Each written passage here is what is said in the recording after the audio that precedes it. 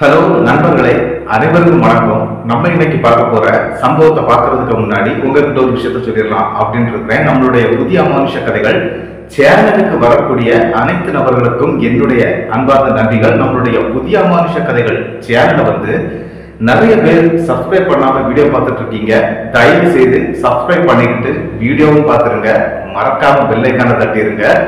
உங்க லைஃப்ல இந்த மாதிரியான அமானுஷ்ய சம்பவங்கள் ஏதாவது நடந்திருந்தா அதை என்னுடைய வாட்ஸ்அப் நம்பருக்கு ஒரு வாய்ஸ் நோட்டால் மற்றும் மெசேஜ் நீங்க அனுப்பலாம். என்னுடைய வாட்ஸ்அப் நம்பரை டிஸ்கிரிப்ஷன்ல கொடுத்திருக்கிறேன், இந்த டிஸ்பிளேலயும் தெரியும். கண்டிப்பா ஃபாலோ பண்ணிக்கங்க. வாங்க இன்னைக்குள்ள சம்பவத்துக்குள்ளாடி போயிடலாம். என்ன அப்படின்னு பாத்தீங்கன்னா, நம்மளுடைய ஒரு நெருங்கிய நண்பருக்கு நடந்த ஒரு சின்ன சம்பவம் தான். அந்த சின்ன சம்பவம் அப்படின்னு சொன்னா அவருடைய லைஃப்ல அது அவருக்கு ரொம்ப பெருசா இருந்துச்சு. அந்த மாதிரியான ஒரு சம்பவத்தை தான் நான் இன்னைக்கு எடுத்துட்டு வந்திருக்கிறேன். எங்க நாகர்கோவில்ல நடந்த ஒரு சம்பவம்னு சொல்றாங்க. என்ன அப்படின்னு பாத்தீங்கன்னா, என்னுடைய நண்பருடைய பேர் வெற்றி தாஸ் அப்படிங்கறது அவருடைய பேரு. ஆனா நாங்க வெற்றி வெற்றி அப்படின்னு தான் கூப்பிடுவோம். அவருடைய லைஃப்ல நடந்த சம்பவத்தை நம்ம பார்த்துடலாம். என்ன அப்படின்னு பாத்தீங்கன்னா, கிட்டத்தட்ட 2013 காலகட்டத்துல எங்க ஊர் பக்கத்துல இருக்கக்கூடிய ஒரு சுடுகாட்டு பக்கமாட்டு இந்த கொல்லைக்கு போறது அப்படின்னு சொல்லுவாங்க. அதாவது பாத்ரூம் யூஸ் பண்றது எல்லாம் அப்படிதான் போயிட்டு இருந்தாங்க. அந்த டைம்ல என்ன நடந்துச்சு அப்படின்னு பாத்தீங்கன்னா, நம்மளுடைய வெற்றிக்கு ஒரு பிரச்சனை ஏற்படுதுங்க. என்ன அப்படின்னா, ஒரு பகல் நேரம் மத்தியானம் ஒரு 12 மணி இருக்கும்.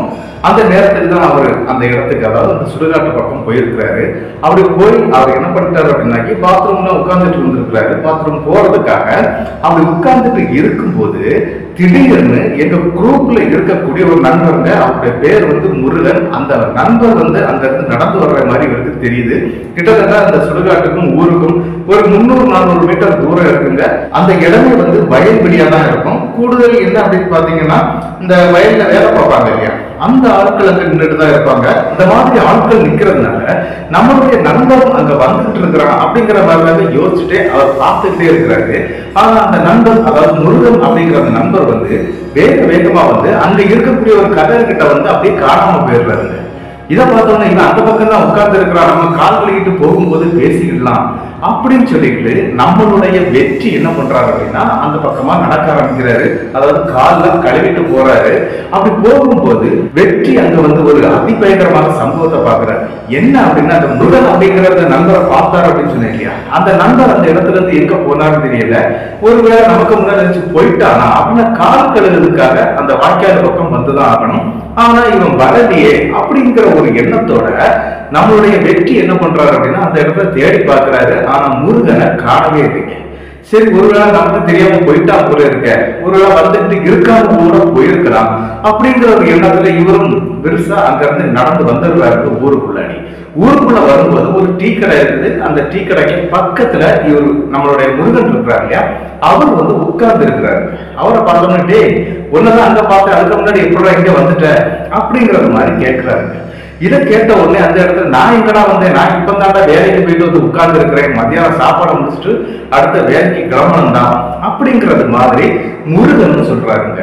அப்படி முருகன் சொன்னதை கேட்ட உடனே இவருக்கு அதிர்ச்சியா இருக்கு. இல்லைன்னா நான் அந்த இடத்துல பார்த்தேன், அதாவது சுடுகாட்டு பக்கத்துல நான் உன்னை பார்த்தேன், அது உண்மை உண்மைன்னு அடிச்சு பேசுறாருங்க. ஆனா யாருமே அதை நம்பல, அப்படியே விட்டுறாங்க. சரி, வெற்றியும் அதை அப்படியே விட்டுறாரு.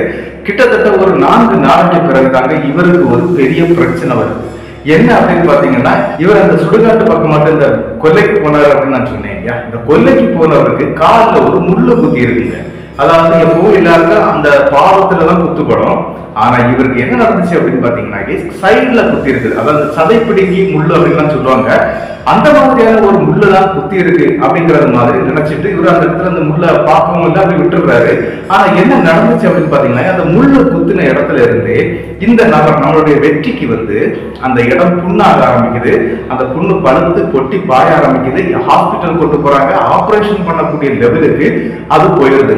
என்னடா இது, ஆபரேஷன் பண்ணக்கூடிய அளவுக்கு ஒரு முள்ளு பட்டுருச்சு அப்படிங்கிற அளவுக்கு ஒரு மன வேதனை அடைகிறாருங்க. இருந்தாலும் என்ன நடக்குது அப்படின்னு பாத்தீங்கன்னா, நம்மளுடைய வெற்றி ஒரு விஷயத்தை நோட் பண்றாரு. என்ன அப்படின்னா, இந்த காலத்துல தான் இந்த மாதிரி முள்ளு பட்டிருந்தது, அதனால ஆபரேஷன் அப்படி இப்படின்னு சொன்னாங்க. ஆனா அவருடைய இடது காலிலையும் அதே மாதிரியாக அந்த ஒரு புண்ணு மாதிரி வருதுங்க. இந்த கால்ல எப்படி இருக்குதோ அதே மார்டிஷன்ல இடது கால் பக்கமும் இருக்குங்க. அறந்து போயிருக்காரு. என்னடா செய்யறது இது, திடீர்னு இந்த பக்கம் இந்த மாதிரி வருது அப்படின்னு சொல்லிட்டு டாக்டரை கூப்பிட்டு காட்டுறாங்க. டாக்டர் வந்து பாக்குறாரு. பார்த்துட்டு என்னப்பா இது, இந்த செட் தான் முள்ளு அடிபட்டதுனால அந்த மாதிரி இருந்ததுன்னு சொல்லலாம், ஆனா இப்படி இங்க வருதே அப்படின்னு சொல்லிட்டு டாக்டர் வந்து மறுபடியும் செக் பண்றாங்க. எங்க பிளட்ல ஒருவேளை சுகர் ஏதாவது பிரச்சனை இருக்குதா அப்படின்னா பாக்குறாங்க. எந்த கம்ப்ளைண்ட்டும் இல்லைங்க. மறுபடியும் இந்த காலம் பார்க்கும்போது 2 நாள்ல அந்த புண்ணு பெருசாகி பழுத்து மறுபடியும் சரமா கொட்ட ஆரம்பிக்கிறது. இதையெல்லாம் பார்த்து ரொம்ப வருத்தப்படுறாரு. என்ன பண்றதுன்னு தெரியல. ஆனா அவருக்கு இதனாலதான் அந்த சம்பவம் நடக்குதா அப்படிங்கிறது தெரியவே இல்லைங்க அந்த டைம்ல. ஆனா என்ன நடந்துச்சு அப்படின்னு பாத்தீங்கன்னா, கிட்டத்தட்ட ஒரு வார காலம் அந்த டைம்ல ஓடி போன பிறகு நான் அந்த இடத்துல நாங்க வேலை பார்த்துட்டு இருந்தேன்.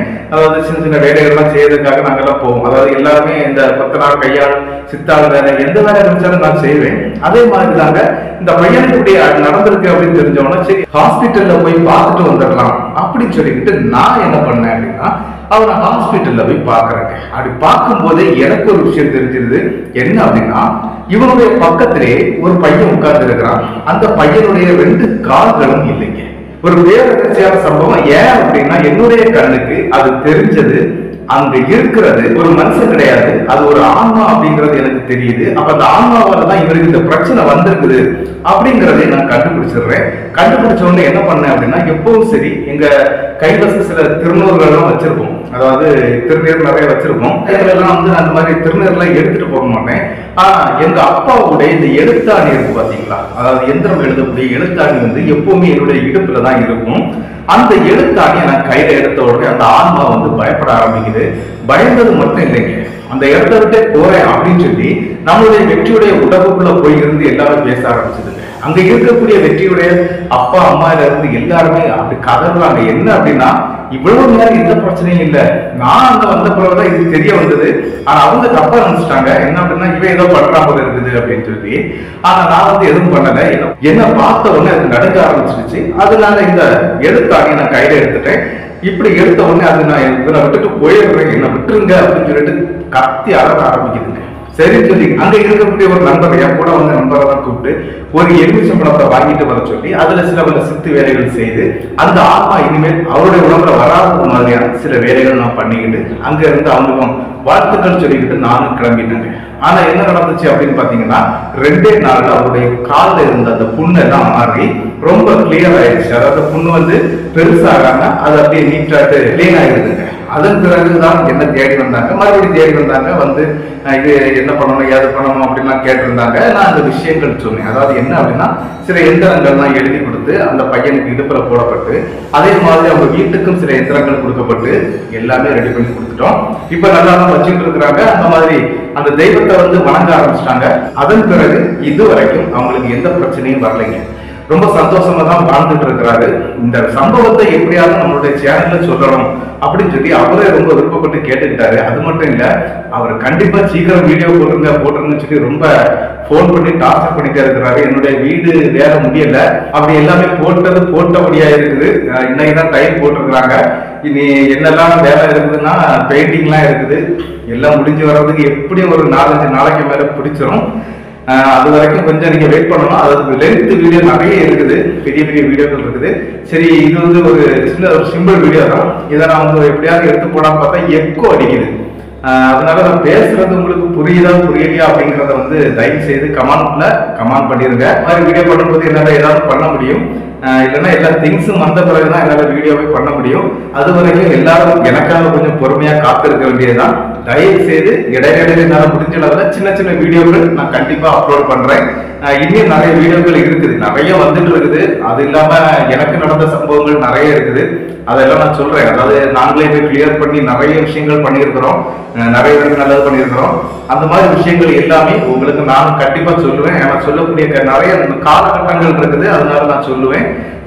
தயவு செய்து நீங்க எல்லாரும் எனக்காக கொஞ்சம் வெயிட் பண்ணி தான் ஆகணும். இந்த சம்பவம் எப்படி இருந்துச்சு அப்படிங்கறத வந்து மறக்காம கமெண்ட் பாக்ஸ்ல கமெண்ட் பண்ணிருங்க. இந்த சம்பவத்துடைய கருத்து என்ன அப்படிங்கறதையும் மறக்காம கமெண்ட் பாக்ஸ்ல கமெண்ட் பண்ணுங்க.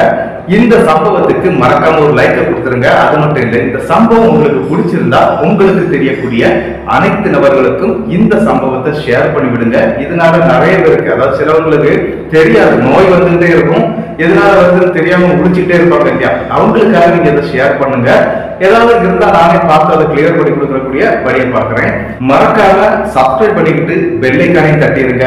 அடுத்த வீடியோவில் சந்திக்கும் வரை உங்களிடமிருந்து விடைபெறுவது உங்கள் நாகர்கோவில் நாகராஜன். நன்றி நண்பர்களே.